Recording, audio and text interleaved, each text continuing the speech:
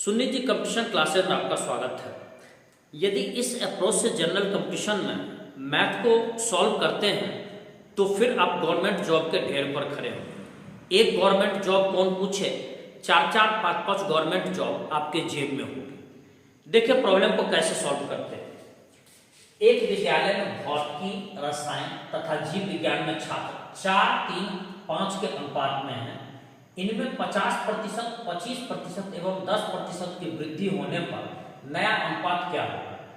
24:13:17, 24:15:22, 18:11:13 ज्ञात नहीं किया जा सकता है। 3 सब्जेक्ट है, भौतिकी को फिजिक्स लिखे, रसायन को केमिस्ट्री लिखे, जीव विज्ञान को बायोलॉजी लिखे। फिजिक्स ये केमिस्ट्री 4, 3, 5 के अनुपात में, ये अनुपात में। जब कभी भी अनुपात में दिया रहे तो आप उसमें x लगा के या जैसा भी सुविधा हो 10 से गुना करके, 100 से गुना करके, 1000 से गुना करके, जैसा भी आपको सुविधा हो उसको एक्चुअल नंबर में तब्दील कर लें। तो हम 10 से गुना कर देते हैं। लीजिए 10 से गुना हमने किया तो 40 हो गया, इसको भी 10 से गुना किया 30 आ गया, इसको भी 10 से गुना किया 50 आ गया। ये अब एक्चुअल नंबर हो गया, अब अनुपात में नहीं रहा। अब जैसा कह रहा है, पहले वाले को 50% वृद्धि करने के लिए कह रहा है। फिजिक्स में 50% की वृद्धि, 40 से 50% का अर्थ ये हुआ कि आधा और बढ़ा दे।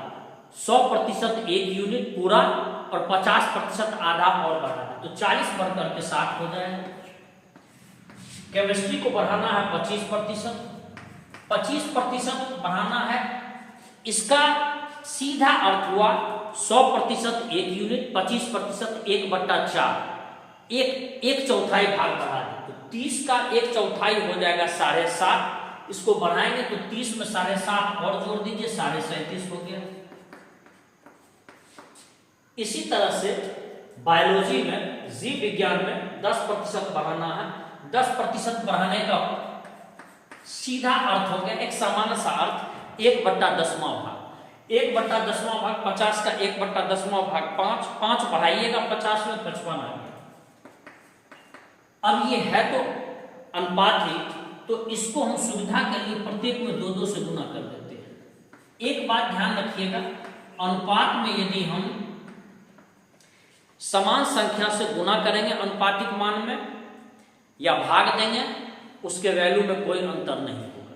लेकिन यदि अनुपातिक मान में जोड़ अथवा घटाव करेंगे, समान संख्या का जोड़ करेंगे सभी अनुपातिक मान में या समान संख्या का घटाव करेंगे, वो चेंज हो जाएगा, बदल जाएगा। ये थ्योरम है, सिद्धांत है। उन्हीं बातों पर हम ले आए।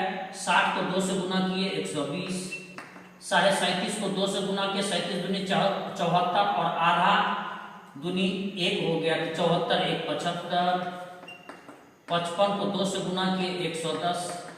अब काट दो, 5 से काट दो, ये 24 बार में, 15 बार में और ये 22 बार में। 24, 15, 22 ये नया अनुपात आया, यही आंसर हो गया। लेकिन जब आप ये तो चूंकि हमको समझाना था आपको, इसलिए हमने इस अप्रोच का सहारा लिया। एग्जाम में आप बैठते तो सीधा आपको ये स्टेप लिखना था और ये भी स्टेप नहीं, बल्कि 10 से गुना करके डायरेक्ट इसी अंक से शुरू करते और फिर 50% वृद्धि तो इसको 60 और 37.5 और 55 कर देते और फिर इसको 2 से मल्टीप्लाई करके जैसे इसको कट करते तो आंसर चला आता। 2 ही कट करते तो उतना ही पे आपका आंसर 24/15 का चला आता। कुल मिलाकर के आपको 20 सेकंड लगना चाहिए इस प्रॉब्लम को बनाने में।